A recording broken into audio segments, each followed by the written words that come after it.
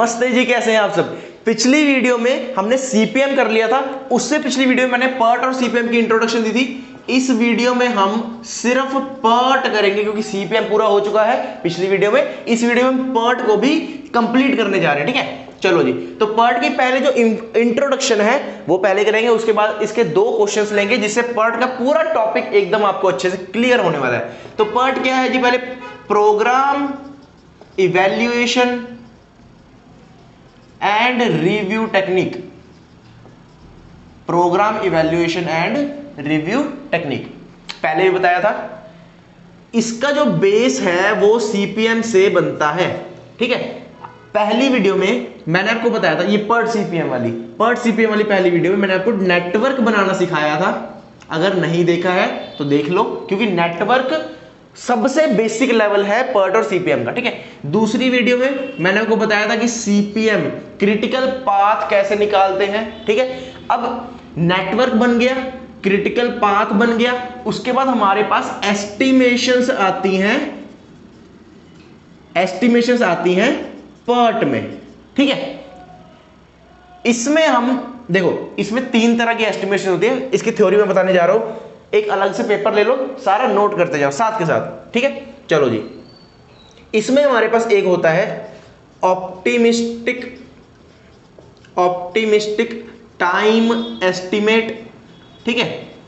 अब क्योंकि ओ है तो इसको टी-ओ से डिनोट कर देते हैं, सिंपल रखेंगे एकदम।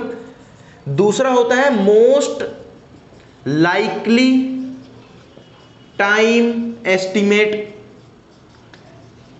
अब क्योंकि एम आ रहा है तो इसको टी एम से डिनोट कर देते हैं, बिल्कुल एकदम सिंपल। थर्ड क्या है, पेसिमिस्टिक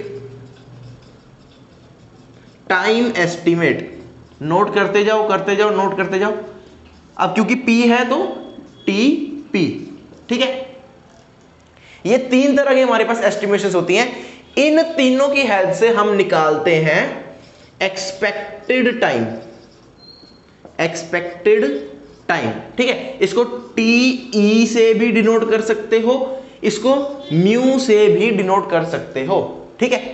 एक्सपेक्टेड टाइम हम निकालते हैं, फॉर्मूला होता है हमारे पास इन तीनों का यूज करके। फॉर्मूला क्या है, T O plus 4TM plus T P divided by 6, ठीक है। ये एक स्टैंडर्ड फॉर्मूला है क्या निकालने का, एक्सपेक्टेड टाइम निकालने का या फिर म्यू निकालने का।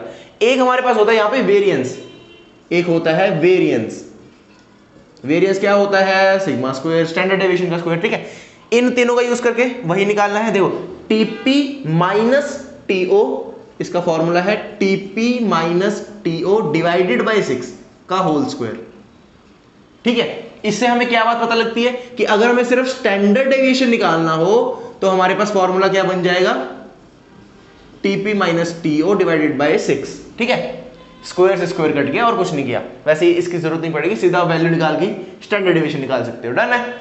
तो मेन चीज आपको क्या याद रखनी है यहां से, एक तो ये वेरिएंस आपको निकालनी होगी हर एक क्वेश्चन में, एक्सपेक्टेड टाइम आपको निकालना होगा हर एक क्वेश्चन में। ये तीनों चीजें आपको क्वेश्चन में ऑलरेडी गिवन होंगी, ठीक है। नोट कर लिया, बढ़े आगे बढ़े। एक और बहुत इंपॉर्टेंट चीज जो आपको इस पर्टिकुलर टॉपिक में ध्यान में रखनी है वो है नॉर्मल डिस्ट्रीब्यूशन। ज्यादा डीप नहीं जाना उसमें, घबराओ मत। प्रोबेबिलिटी वाला नॉर्मल डिस्ट्रीब्यूशन हम पूरा यहां पे नहीं करने वाले, सिर्फ ऊपर से करेंगे। ये देखो, नॉर्मल डिस्ट्रीब्यूशन क्या होता है, ये ऐसा कुछ उसमें ग्राफ बनता है, अगर आपको ध्यान में हो, ठीक है। ये होती है नॉर्मल डिस्ट्रीब्यूशन, ठीक है। यहां पे ये ऐसे होता है कुछ, और ये यहां तक इतना होता है 0.5, और यहां पे 0.5, और ये पूरा कितना होता है 1 होता है, ठीक है। इतनी बात क्लियर है। ये क्योंकि हमें पता है ये सिमेट्रिकल होता है ना, देखो ये क्या होता है, सिमेट्रिकल। तो जितना इस बॉर्डर लाइन की जितना इधर होगा उतना ही इस बॉर्डर लाइन के उधर होगा, तो इसी वजह से 0.5 और 0.5, डन है। क्वेश्चन किस हिसाब से दिया होगा, हमें एक्टिविटीज दी होंगी, ठीक है, एक्टिविटीज दी होंगी, हमें टीओ दिया होगा, हमें टीएम दिया होगा, हमें टीपी दिया होगा, ठीक है। इन तीनों का इस्तेमाल करके हमने क्या निकालना है, एक्सपेक्टेड टाइम, वेरिएंस ठीक है, ये दोनों निकल गए। उसके बाद हम निकालेंगे नेटवर्क, ठीक है, ये एक्टिविटीज का यूज करके नेटवर्क बनाएंगे। नेटवर्क के बाद हम निकालेंगे उसका क्रिटिकल पाथ, क्रिटिकल पाथ। इसी वजह से सीपीएम पहले कराया जाता है पर्ट से, ठीक है, क्योंकि इसमें क्रिटिकल पाथ निकालना होता है। इसके बाद हम जो हमारा क्रिटिकल पाथ आएगा उसका हम निकालेंगे वेरिएंस, उसका निकालेंगे वेरिएंस। वेरिएंस निकल गया तो वहां से स्टैंडर्ड डेविएशन भी निकल जाएगा। डन है। उसकी जो प्रोजेक्ट ड्यूरेशन होगी, जो प्रोजेक्ट ड्यूरेशन होगी, हम उसको बोलते हैं expected time duration, expected time duration of project completion. मतलब कि जितने टाइम में प्रोजेक्ट हमारा कंप्लीट हो सकता है उसकी एक्सपेक्टेड टाइम ड्यूरेशन। समझ में आ गई बात, ठीक है। तो यहां पे कुछ मान लो आपके पास एक्स वैल्यू आई है, ठीक है, उस एक्स वैल्यू का यूज करके अब वो एग्जामिनर हमसे क्वेश्चन कई बार पूछता है। जैसे मान लो यहां पे मेरा 28 डेज आंसर आ गया, ठीक है, 28 डेज मैं एक्सपेक्ट कर रहा हूं कि मेरा जो प्रोजेक्ट है वो कंप्लीट हो गया। अब वो एग्जामिनर आपको घुमाएगा कैसे, वो पूछेगा कि मुझे प्रोबेबिलिटी बताओ कि 30 डेज में मेरा प्रोजेक्ट, कितनी प्रोबेबिलिटी है 30 डेज में कि प्रोजेक्ट कंप्लीट हो जाए, ठीक है, 29 डेज में कंप्लीट हो जाए, ठीक है, 32 डेज में कंप्लीट हो जाए। तो उस केस में आपको ये सब चीजें निकालनी पड़ेंगी, किसका यूज करके, नॉर्मल डिस्ट्रीब्यूशन का यूज करके, ठीक है। कैसे निकालेंगे वो मैं आपको बताऊंगा। इसमें एक हमारे पास टेबल यूज होता है, आपने एरिया अंडर द कर्व सुना होगा, एरिया अंडर द कर्व, ठीक है, कुछ ज्यादा याद करने की जरूरत नहीं है, एक टेबल होता है, साफ साफ उससे हमारी वैल्यू जो है वो निकल जाती है, ठीक है। पहला क्वेश्चन करते हैं, 2 क्वेश्चन कराएंगे, एकदम से समझ आ जाएगा। चलो जी, देखो पहला क्वेश्चन, देखो सारा ध्यान इधर। द टाइम इन डेज दिया है, ठीक है, for the activities of PERT. Question में बता दिया पहले ही कि ये पर्ट का क्वेश्चन है। अगर ना बताए तो कैसे पता लगेगा, जब ये तीनों चीजें गिवन हो, optimistic time, most likely time और पेसिमिस्टिक टाइम, ठीक है। नेटवर्क आ गिवन बिलो, ठीक है, एक्टिविटीज दी हैं, टीओ, टीएम और टीपी दिया है। इसने पूछा draw the project network, find critical path, mu and sigma square, ठीक है, मतलब ये वेरिएंस है, ये एक्सपेक्टेड टाइम है। अगला पूछा what will the probability that the project will be completed 4 days earlier then expected, not more than 4 days later then expected. ये अभी बात समझ नहीं आएगी, पहले स्टेप बाय स्टेप चलेंगे, लास्ट में आके आपको मैं समझाऊंगा ये क्या गिवन है, ठीक है। जब भी ऐसा कुछ दिया हो, जब ये तीनों चीजें आपको दी हो तो कुछ नहीं करना, सोच समझ के कुछ नहीं करना, ठीक है, सीधा बिना सोचे समझे आपने यहां पे एक्सपेक्टेड टाइम निकालने लग जाना है। एक्सपेक्टेड टाइम मतलब कि टीओ या फिर म्यू। क्या फॉर्मूला है, जल्दी बताओ जल्दी बताओ। टीओ, देखो यहां से T O plus 4 times T M plus T P upon में 6, ठीक है। एक कॉलम इसका बना लो और एक कॉलम हमने बना लेना है वेरिएंस का। वेरिएंस का फॉर्मूला क्या है, sigma square equals to T P minus T O upon में 6 का होल स्क्वायर, ठीक है।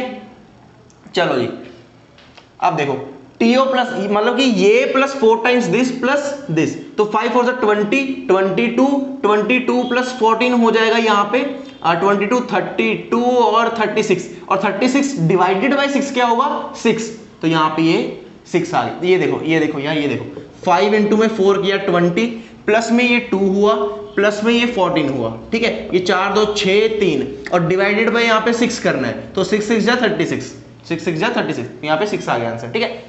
12 4 जा 48 और 48 प्लस 9 48 57 हो गया। 57 प्लस 15 हमारे पास 57 प्लस 15 तो 7 5 12 5 6 7 72 डिवाइडेड बाय 6 करेंगे तो 6 1 और 2 12, ठीक है। अगले टाइम देखो 14 इंटू में 4 करोगे तो 14 इंटू में 4 करोगे 4 4 16 4 4 5 56 प्लस में 5 प्लस में 17, ठीक है, ये हो जाएगा 6 और 6 12 13 और ये 5 18 5 6 7 78 डिवाइडेड बाय 6 करोगे तो 6 1 6 6 18, तो ये 13 यहाँ पे आंसर आ गया। यहाँ पे 5 4 20 हो जाएगा 22 और 8 30 डिवाइडेड बाय 6 क्या 5, ठीक है।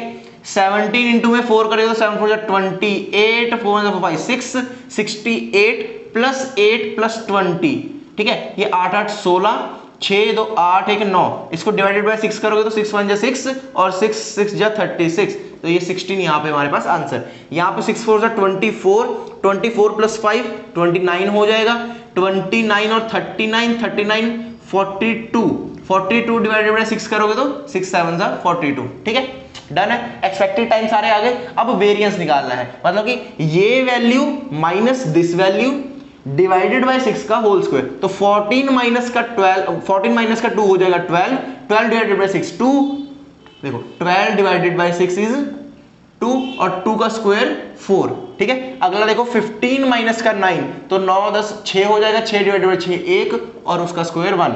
17 माइनस का 5 12, अगेन यहाँ पे 4 आ जाएगा। 8 माइनस का 2 6, यहाँ पे 1 आ जाएगा। 20 माइनस का 8 12 आएगा और यहाँ पे 4 आ जाएगा। 13 माइनस का 5, 13 माइनस 5 हमारे पास 8 होता है, तो 8 डिवाइडेड बाय 6 का होल स्क्वायर करेंगे तो 8 8 64 अपॉन में 36, ठीक है। 2 से काटना चाहो तो काट सकते हो, नहीं काटना चाहो तो आपकी मर्जी, डन है।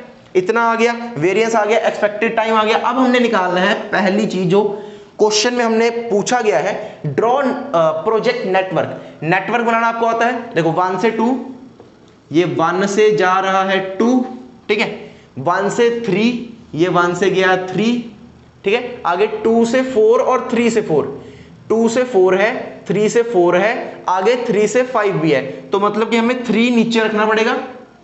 2 से 4 है, यहां पे ये 2 से 4 और 3 से 4 यहां पे ऐसे, 3 से 5 ये 5 हो गया, 3 से 5 और 4 से 5 यहां ऐसे, ठीक है। ये हमारे पास नेटवर्क बन गया, नेटवर्क बन गया। अब हमने इसके ऊपर लिखनी है एक्सपेक्टेड टाइम ड्यूरेशन। ये चीज यहां पे ध्यान रखने वाली है। इन तीनों कॉलम्स का काम अब खत्म हो गया, ये देखो इन तीनों कॉलम्स का काम, ये भी यूज नहीं करना हमने, अब ये भी नहीं करना, ये भी नहीं करना। अब क्योंकि हमने ये 2 कॉलम्स निकाल लिए ना, अब सारा यूज इन्हीं 2 कॉलम्स का होगा। तो एक्सपेक्टेड टाइम कैसे निकालेंगे, देखो यहां पे 1 से 2 का एक्सपेक्टेड टाइम क्या है 6, तो 1 से 2 का एक्सपेक्टेड टाइम यहां पे ये देखो 6, यहां पे 6, ठीक है। 1 से 3 का यहां पे 12, 1 से 3 का यहां पे 12। अगला क्या है 2 से 4 का यहां से 13, 2 से 4 का 13। 3 से 4 है 5, 3 से 4 है यहां पे 5। 3 से 5 है 16, 3 से 5 है यहां पे 16। 4 से 5 यहां पे है 7, ये आ गया 7, ठीक है, डन है। अब इसके बाद हमने क्या करना है, जैसे कि मैंने आपको पिछली वीडियो में बताया था कि यहां पे 2-2 डब्बे बनाने हैं सबके, ई और एल वाले, ठीक है। यहां पे ये, यहां पे ये और यहां पे ये।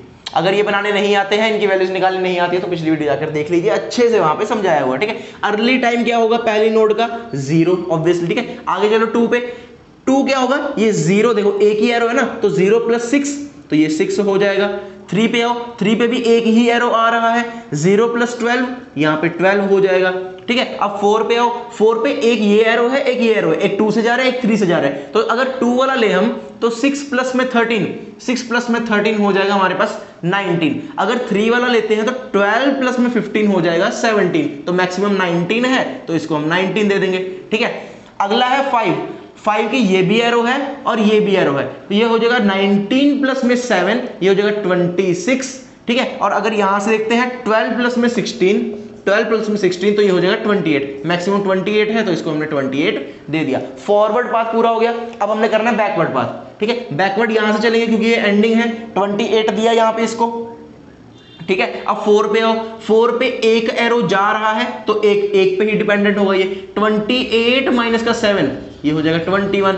3 पे आओ, 3 पे एक ये भी एरो है, एक ये भी एरो है। अगर इस एरो से देखते हैं तो 21 - का 5 हो जाएगा 16, और अगर इस एरो से देखते हैं तो 28 - का 16, तो 8 में से 6 गया 2 में से 1 गया, ये 12 हो जाएगा। तो दोनों में से मिनिमम कौन है, बैकवर्ड करते समय हम मिनिमम देखते हैं, फॉरवर्ड करते समय हम मैक्सिमम देखते हैं। तो यहाँ पे 12 आ गया, तो ये 12 हमने लिख दिया, ठीक है।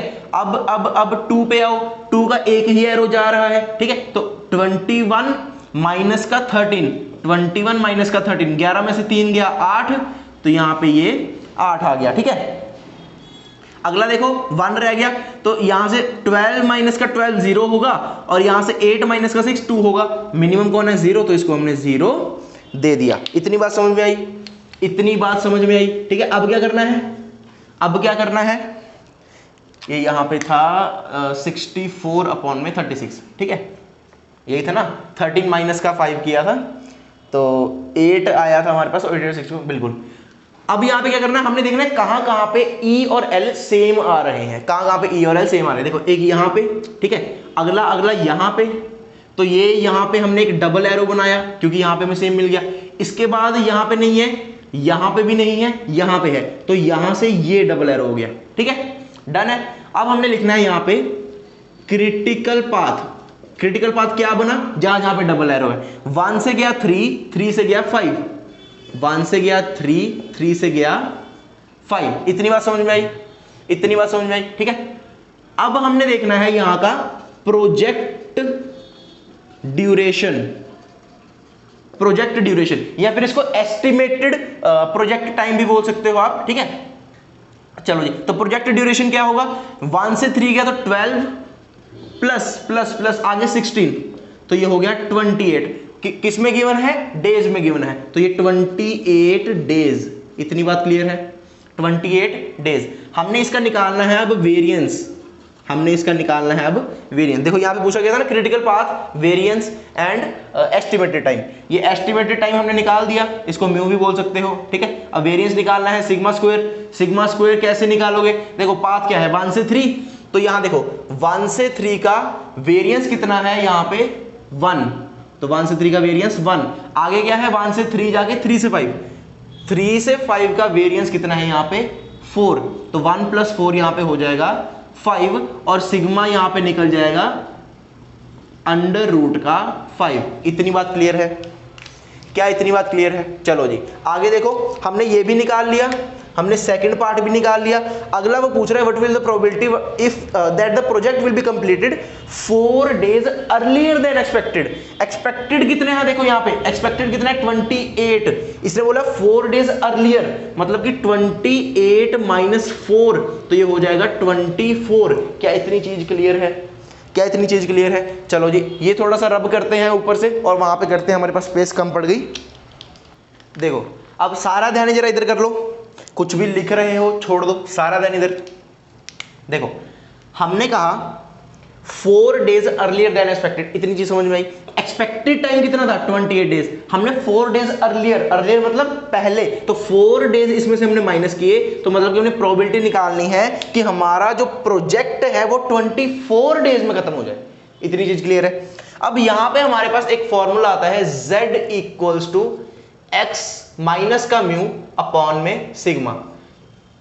ये फॉर्मूला नोट कर लो, जहां पहले फॉर्मूले लिखे हैं वहां पे ये फॉर्मूला भी आप नोट कर लीजिए, ठीक है। x क्या होगा, जो हमारे पास ये नया एक्सपेक्टेड निकालने के लिए जो हमारे पास वैल्यू आई है, ठीक है, तो यहां पे हो जाएगा z इक्वल्स टू x कितना है 24 माइनस का एक्सपेक्टेड टाइम कितना है यहां पे 28 डिवाइडेड बाय सिग्मा कितना है √5 डिवाइडेड बाय √5, ठीक है।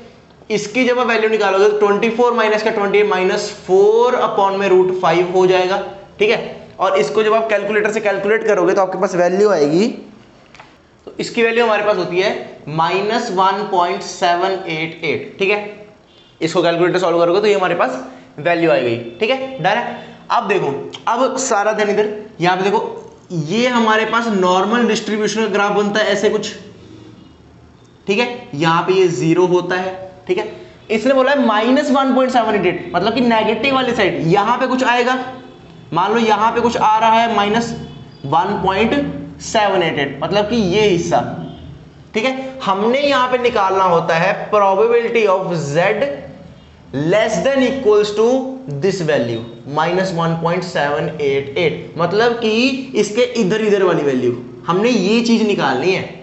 तो ये चीज कैसे निकालोगे, हमें पता है कि टोटल यहां तक कितनी है 0.5, ठीक है। अगर 0.5 में से मैं इतनी चीज माइनस कर दूं तो मेरे पास ये एरिया आ जाएगा, समझ में आई बात। तो मेरे पास यहां पे क्या निकल जाएगा, देखो probability of z less than equals to -1.788 is equals to 0.5 minus का प्रोबेबिलिटी ऑफ -1.788 से लेकर मेरी z की वैल्यू अगर 0 तक जाए, ठीक है, यहां पे इतना, समझ में आया? -1.788 से लेकर 0 तक की वैल्यू हम क्या कर देंगे, इस 0.5 में से माइनस कर देंगे, ठीक है। अब क्योंकि ये इतनी चीज, और अगर इस साइड भी मैं ये चीज देता हूं तो हमें पता है कि नॉर्मल डिस्ट्रीब्यूशन क्या होता है, सिमेट्रिकल होता है। तो मैं इसको क्या ऐसे लिख सकता हूं, 0.5 माइनस प्रोबेबिलिटी ऑफ 0 से लेकर 1.788, क्या मैं ऐसे लिख सकता हूं?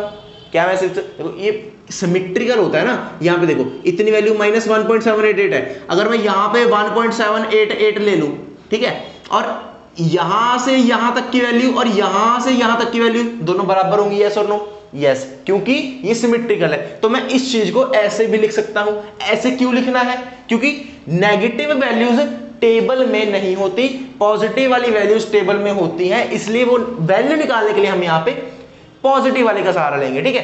तो यहां पे आपको टेबल दिख रहा होगा स्क्रीन के ऊपर, ठीक है। तो ये देखो वैल्यू, देखो यहां पे 1.78 की वैल्यू कैसे फाइंड आउट करेंगे, देखो 1.7 यहां पे कॉलम में देखो 1.7, और उधर वाली रो में, रो का जो कॉलम है उसमें देखो 8 कहां पे आ रहा है, मैंने हाईलाइट किया है। तो वहां पे वैल्यू देखो आ रही होगी आपके पास 0.4625, 0.4625।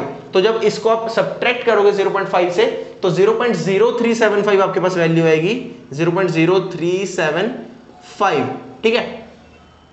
मतलब कि अगर इसको मैं परसेंटेज में कन्वर्ट करूं तो क्या हो जाएगा, 3.75%।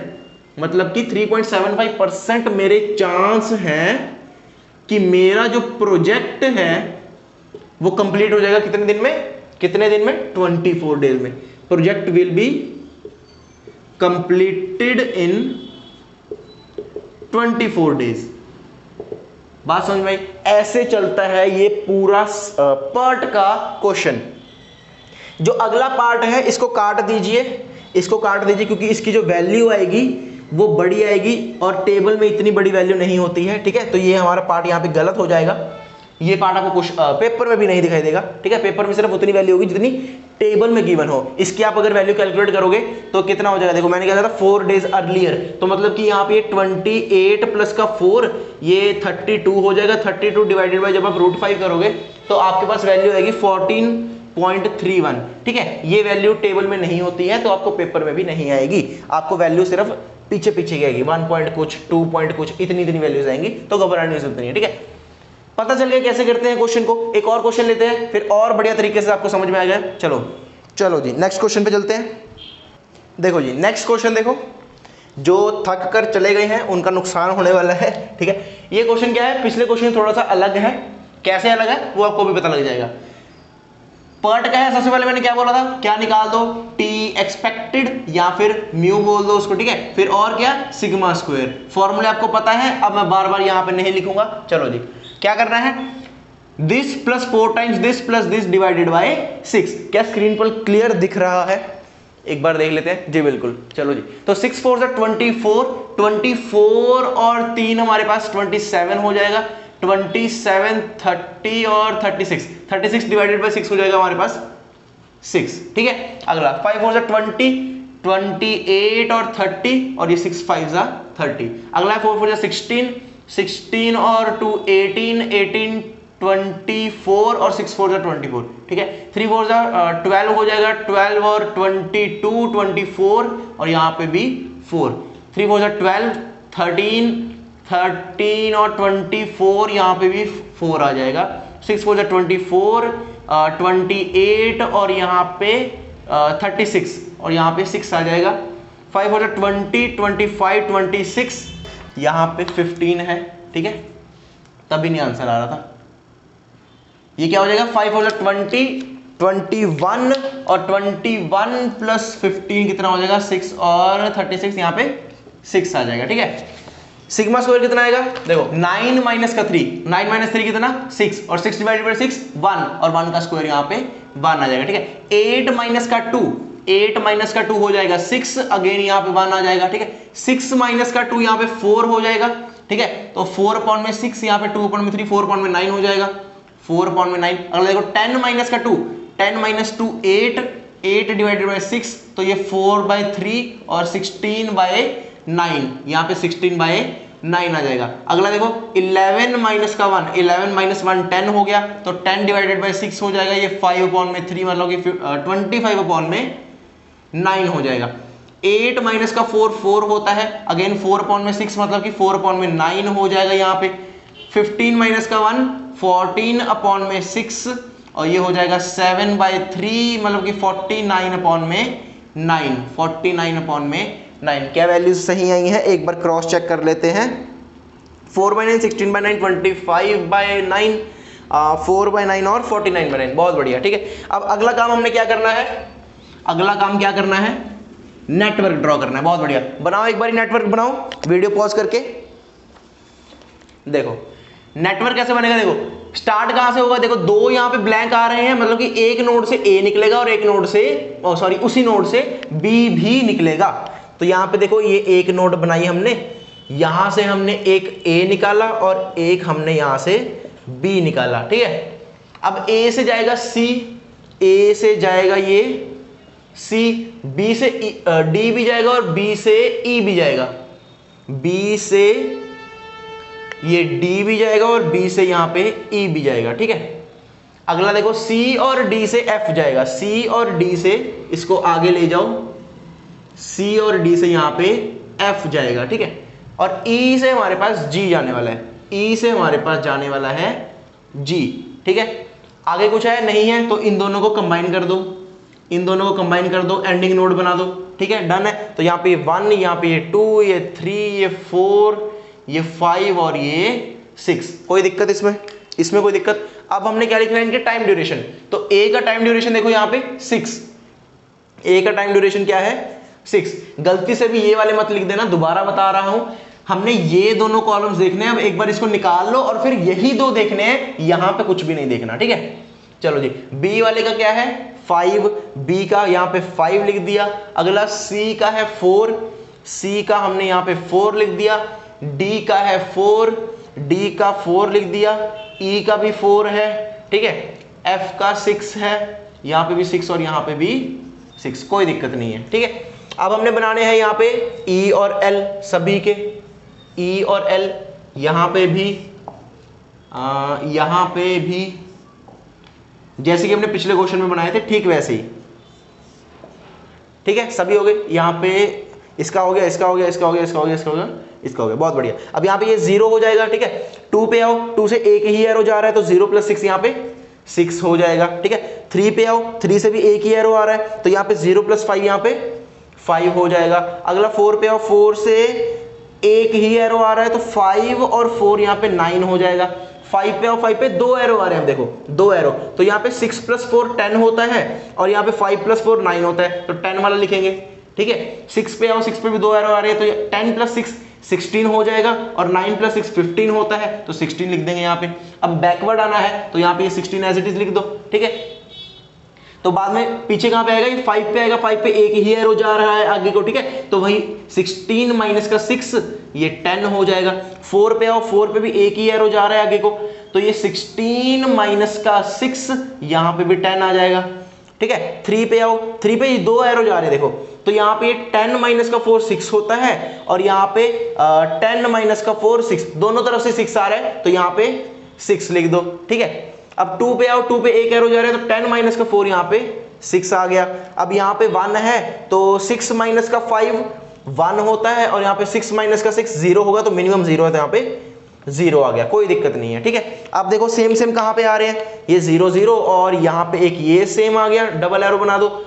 उसके बाद ये सेम आ गया, डबल एरो बना दो। और उसके बाद ये सेम नहीं है, ये सेम नहीं है और ये सेम आ गया, डबल एरो बना दो। क्रिटिकल पाथ क्या निकल गया, क्या क्रिटिकल पाथ निकल गया हमारा, बताओ जल्दी से। क्रिटिकल पाथ क्या है, 1 से 2, 2 से 5 और 5 से 6, 1 से 2, 2 से 5, 5 से 6, ठीक है। हमने क्या निकालना है इसके बाद, ड्यूरेशन, प्रोजेक्ट ड्यूरेशन, या इसको टीई भी बोल सकते हो, म्यू भी बोल सकते हो, ठीक है। तो यहाँ पे 6 + में 4 10 हो जाएगा, 10 + 6 यहाँ पे 16 हो जाएगा। तो ये 16 क्या है, डेज में गिवन होगा, नहीं वीक्स में गिवन था, सॉरी 16 वीक्स, यहाँ पे लिख लेना। ये टाइम किस में गिवन था, वीक्स में, ठीक है। तो 16 वीक्स आ गया हमारे पास टी या फिर म्यू, ये डिवाइड में नहीं है, टी या फिर और है, ये और वाला स्लैश है 16 वीक्स। और हमने क्या निकालना होता है यहाँ पे वेरिएंस, तो सिग्मा स्क्वायर कितना आएगा, सिग्मा स्क्वायर देखो यहाँ पे कितना आएगा, ये 1 से 2 मतलब ए वाला, यहाँ पे इसको लिख लो, यहाँ पे ये हमारे पास पाथ क्या बन रहा है, ए से सी, सी से एफ, ए से सी, सी से एफ। तो ए का देखो, ए का वेरिएंस क्या है यहाँ पे 1 प्लस सी का क्या है, सी का देखो 4/9 और एफ का देखो, एफ का है 4/9, तो ये हो जाएगा 9, ये 9 + 4 + 4 4 4 8 8 8 16 और 17/9। सिग्मा यहां से निकलेगा हमारे पास √17/3। ठीक है, इसमें कोई दिक्कत बिल्कुल भी नहीं। चलो जी, अब आगे देखो, अब आगे क्या पूछा इसने, find the expected duration of task which have 95% confidence of completion. मतलब इसने पूछा है कि ऐसी कौन सी वैल्यू है z की, अगर आपको याद होगा z का ये फॉर्मूला हम कर रहे थे, ऐसी कौन सी वो वैल्यू है जितने वीक्स में, हमने वीक्स निकाले हैं कि कितने वीक्स आएंगे हमारे पास, कि हमारे पास 95% चांस हो जाए कि उतने वीक्स में हमारा जो काम होगा वो कंप्लीट हो जाएगा। ठीक है, तो वो कैसे निकालना है हमने, यहां पे देखो ये वैल्यू आपको दे रखी है, देखो 1.645, तो यहां पे आप वैल्यू भर सकते हो, 1.645 इक्वल्स टू x हमें निकालना है। अब यहां पे x हमें निकालना है, माइनस का म्यू कितना आया, यहां पे देखो 16 और डिवाइडेड बाय सिग्मा कितना आया √17 और इनटू में ये हो जाएगा 3। ठीक है, यहां से जब आप x की वैल्यू निकालोगे, देखो यहां से जब x की वैल्यू निकालोगे तो आपके पास यहां पे x माइनस का 16 इक्वल्स टू हो जाएगा 2.260 और यहां से x की वैल्यू आपके पास जो आने वाली है वो है 18.26। ठीक है, मतलब कि इतने वीक्स अगर लगाओगे आप, तो आपका जो प्रोजेक्ट है वो कंप्लीट होने के कितने चांसेस हैं, 95%। समझ में आया? दोबारा सुनो, ये चीज दोबारा सुनो, ये बड़ी इंपॉर्टेंट चीज है, नया अलग तरह का क्वेश्चन है। देखो उसने पूछा था find the expected duration of task, duration पूछी है, मतलब कि ड्यूरेशन किस में हो सकती है, डेज में भी हो सकती है, वीक्स में भी हो सकती है, मंथ्स में भी हो सकती है, वो क्वेश्चन पे डिपेंड करता है। क्वेश्चन में हमारे पास वीक्स में गिवन थे। ठीक है, एक्सपेक्टेड टाइम ऑफ वीक कितना आया 16। ठीक है, एक्सपेक्टेड टाइम 16 आया। ठीक है, जब 16 का परसेंटेज निकालोगे तो 95 नहीं आएगा, निकाल के देखना, 16 का परसेंटेज निकाल के देखना। ठीक है, तो यहां पे विच हैव 95% कॉन्फिडेंस, मतलब कि उसने पूछा कि ऐसा कौन सा नंबर है, कितने वीक्स हैं कि जिसमें मेरे पास 95% चांस हो जाए कि मेरा प्रोजेक्ट क्या हो जाए, कंप्लीट हो जाए। ठीक है, तो हमने ये फॉर्मूला किया था, उसमें हम इसमें x की वैल्यू कुछ डाल रहे थे, जिसमें हमारे पास लास्ट में z की वैल्यू आ रही थी। इसने हमें पहली z की वैल्यू दे दी, और पहले इसने 95% हमें आंसर भी दे दिया। ठीक है, तो यहां पे आप z की वैल्यू आपने भर दी, x हमें निकालना है और म्यू हमने पहली 16 निकालना हुआ था। ठीक है, तो यहां से x की वैल्यू हमारे पास कितनी आ गई, 18.26 वीक्स। ठीक है, अगर बाय चांस ये क्वेश्चन डेज में होता तो वो भी आपको मैं बता देता हूं, अगर बाय चांस ये डेज में होता, मान लो आपके पास 18.26 डेज आ रहा होता, तो उसको आप अप्रोक्सीमेट फिगर करके 18 डेज बता सकते हो, उसमें कोई दिक्कत नहीं है। ठीक है, अप्रोक्सीमेट करके 18 डेज उसमें बता सकते हो। ठीक है, अब क्योंकि ये वीक्स का है तो इतने, मान लो इतने वीक और 2 दिन ऐसे हो सकता है। ठीक है, डेसिमल में वीक्स के हिसाब से हो सकता है, मंथ्स के हिसाब से भी डेसिमल में हो सकता है। ठीक है, मेन चीज क्या है, क्वेश्चन समझ में आना चाहिए। 2 अलग अलग प्रकार के क्वेश्चन हो गए, इससे अलग पेपर में क्वेश्चन नहीं आता है, ये गारंटी है। ठीक है, तो उम्मीद करते हैं पर्ट आपको क्लियर हो गया। सीपीएम मैंने पहले ही करा दिया, तो पर्ट एंड सीपीएम का ये जो पूरा लेक्चर है खत्म हो चुका है। डिस्क्रिप्शन बॉक्स में टेलीग्राम का लिंक होगा, वो ज्वाइन कर लीजिएगा, चैनल को सब्सक्राइब कर लीजिएगा, शेयर कर लीजिएगा, लाइक कर दीजिएगा वीडियो को। ठीक है, मिलते हैं नेक्स्ट वीडियो में, तब तक के लिए धन्यवाद, गुड बाय, पढ़ते रहें।